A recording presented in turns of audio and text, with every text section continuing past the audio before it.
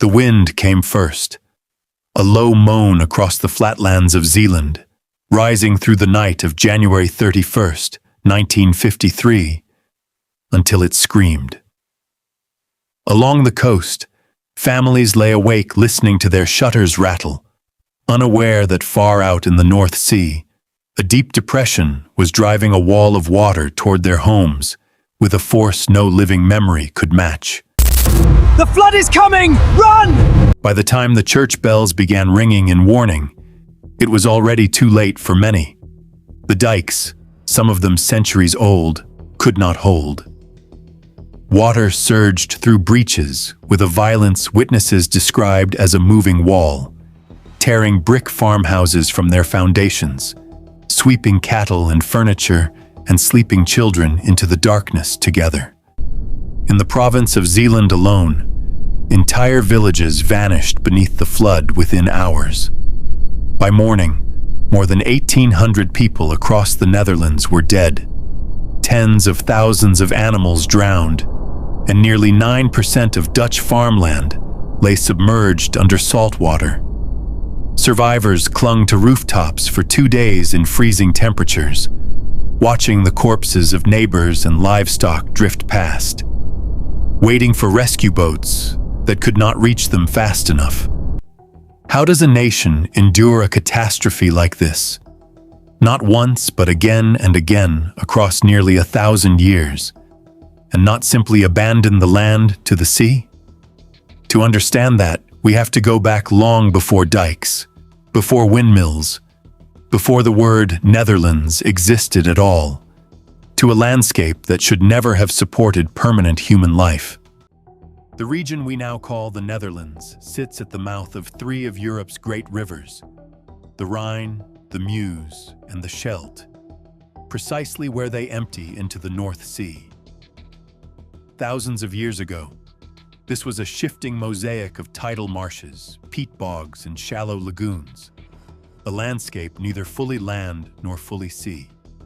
Roughly a quarter of the modern country lies below sea level today, and much of the rest sits barely above it, the result of centuries of peat drainage that caused the ground itself to sink, even as the sea remained constant.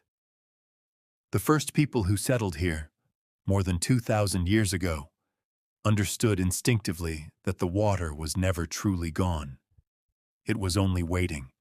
Those early inhabitants, tribes the Roman historian Pliny the Elder described living on the northern coast, built their homes atop artificial mounds of clay and dung called Turpen in the west and Virden in the northern province of Groningen and Friesland. Picture a family raising their farmhouse, animal by animal, basket of earth by basket of earth, over generations, slowly lifting their entire existence a few meters above the marsh. When storm tides rose, as they inevitably did, these mounds became islands, sometimes the only dry ground for miles, holding entire communities and their livestock together through the worst nights of winter. It was not glamorous engineering. It was survival, built one wheelbarrow at a time. And it would set a pattern the Dutch would repeat for the next 2 millennia. Face the water and rise above it rather than flee from it. By the early Middle Ages, something more ambitious began. Communities along the rivers and coast started linking small earthen barriers into continuous dikes, transforming isolated defensive mounds into a networked defense. Monastic orders, particularly in Friesland and Zealand, played a crucial role, organizing labor and coordinating construction across parish boundaries. This was backbreaking communal work, men and women hauling clay in baskets, packing it by foot and wooden tamper, reinforcing the barriers with reed and willow branches woven into mats to prevent erosion. A single dike might take years to complete and represented the combined labor of an entire region, because a dike, unlike a terp, was only as strong as its weakest section. If your neighbor's stretch failed, your family drowned just the same as his. This shared vulnerability produced one of the most remarkable political inventions in Dutch history, the waterboard. As early as the 13th century, local communities began forming formal bodies, the Hoogheemraadschappen, to manage dikes, drainage, and flood defense collectively. The Hoogheemraadschap van Rijnland, established in the region around Leiden in 1255, is among the oldest continuously functioning democratic institutions in the world. These waterboards had the authority to levy taxes, mandate labor, and punish negligence, because a farmer who failed to maintain his section of dike endangered everyone downstream. In a sense, the Dutch built functioning self-government out of mud and desperation long before most of Europe experimented with representative institutions elsewhere. If this kind of ingenuity surprises you, this might be a good moment to hit subscribe, because the story only gets more remarkable from here. Even with dikes and waterboards, medieval Holland and Zeeland remained brutally vulnerable, and the historical record is scarred with catastrophic floods. On the night of All Saints, November 1st, 1170, a massive storm surge tore through the coastline, reshaping the geography of the region, and according to many historians, helping carve out what would become the Zuiderzee, the great inland sea that would define the Dutch coastline for the next 7 centuries. Just over a century later, the St. Lucia's flood of December 1287 proved even deadlier, killing an estimated 50 to 80,000 people. Go harder! To the church! One of the deadliest floods recorded anywhere in medieval Europe. Whole parishes were erased. Survivors described wading through water thick with debris and the dead, searching for anyone still breathing among the wreckage of their villages. Then came the St. Elizabeth's flood of November 1421, perhaps the most consequential in Dutch history. A dike along the Grote Hollandse Vaart, a reclaimed area near Dordrecht, breached during a violent storm, and the resulting flood drowned somewhere between 2,000 and 10,000 people depending on the source, permanently submerging dozens of villages beneath what is now the Besbosch wetland. Legend holds that a cradle bearing a surviving infant and a cat that kept it balanced washed ashore near Kinderdijk, a story immortalized in Dutch folk memory even if its details cannot be verified. What can be verified is the scale of loss and the sobering lesson it taught. Reclaimed land was never permanently won. It was borrowed, and the sea could call in the debt at any time. And yet, generation after generation, the Dutch responded to disaster not with retreat, but with better engineering. It was during the late Middle Ages that windmills began to transform the landscape in a genuinely revolutionary way. Windmills had existed for grinding grain since roughly the 13th century, but by the 15th century, Dutch engineers adapted them for a new purpose: pumping water out of low-lying land using an ingenious device called the Archimedes screw or scoop wheel. Picture a polder at dusk, dozens of windmills turning in slow, deliberate rhythm against a gray sky, their sails catching the coastal wind and translating it into mechanical force that lifted water, bucket by bucket, out of fields and into canals, which carried it eventually to the sea.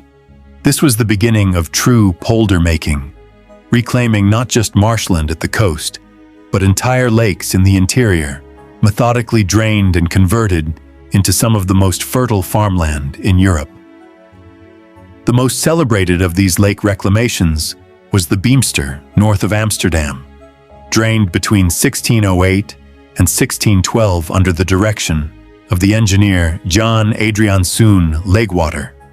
Using a chain of windmills working in sequence to lift water in stages, workers pumped an entire lake dry within 4 years, exposing a fertile lake bed that was then divided into a meticulously planned grid of farms, roads, and canals. It was such a striking achievement of applied engineering and rational planning that the Beemster polder is recognized today as a UNESCO World Heritage Site, a testament to how thoroughly the Dutch had transformed water management into both a science and an art form. If you've made it this far, consider giving this video a like. It genuinely helps this story reach more people who might never otherwise hear it. This mastery over water arrived at precisely the right moment to fuel what historians call the Dutch Golden Age. The 17th century boom in trade, art, and science centered on Amsterdam. The reclaimed polders provided fertile agricultural land to feed a growing urban population, while an intricate network of canals allowed goods to move efficiently between farms, cities, and ports. Amsterdam itself was built on reclaimed and drained marshland. Its famous concentric canal system, the Grachtengordel, constructed in the early 1600s, not merely for beauty, but for drainage, transportation, and defense. Merchants loaded barges with grain, cheese, and textiles bound for the harbor, where fleets of the Dutch East India Company prepared for voyages that would make the Netherlands one of the wealthiest trading powers on earth. None of this prosperity would have been possible without the humble, unglamorous labor of dike builders and windmill operators working generations earlier. Water management was not separate from Dutch wealth. It was the very foundation beneath it. But prosperity never eliminated risk, and the sea continued to remind the Dutch of their precarious position. Floods struck again in 1717, when a combination of storm surge and high tides breached dikes across the northern coast, killing an estimated 14,000 people in what became known as the Christmas Flood. The response, as always, was incremental improvement. Higher dikes, better sluices, more coordinated waterboard oversight. By the 19th century, the invention of steam power gave engineers a tool far more powerful than wind. The draining of the Haarlemmermeer, a massive lake southwest of Amsterdam that had swallowed several villages over the centuries and grown dangerously close to the city itself, was finally achieved between 1848 and 1852, using 3 enormous steam-powered pumping stations. Where windmills had taken years to drain smaller lakes, steam engines emptied the Haarlemmermeer in under 4 years, creating land that would eventually become home to Schiphol Airport, one of Europe's busiest. The greatest engineering ambitions of all came in the 20th century, born once again from a catastrophic flood. In 1916, a storm surge breached dikes around the Zuiderzee, flooding parts of North Holland and reviving old fears about that vast, unpredictable inland sea. The Dutch engineer Cornelis Lely had proposed a solution decades earlier: seal off the Zuiderzee entirely with a massive causeway, transforming the turbulent saltwater sea into a manageable freshwater lake, and reclaim large tracts of the newly enclosed water as farmland. Construction of the Afsluitdijk, a barrier stretching over 30 kilometers across open water, began in 1927 and was completed in 1932. An almost unimaginable feat using the technology of the era.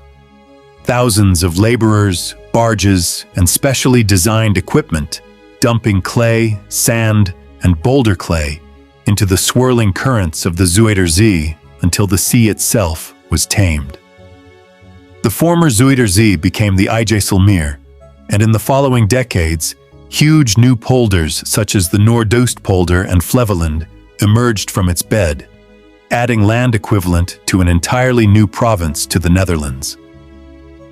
Then came that terrible night in January 1953, the flood we began with, which proved that even after centuries of progress, the sea could still humble a modern nation.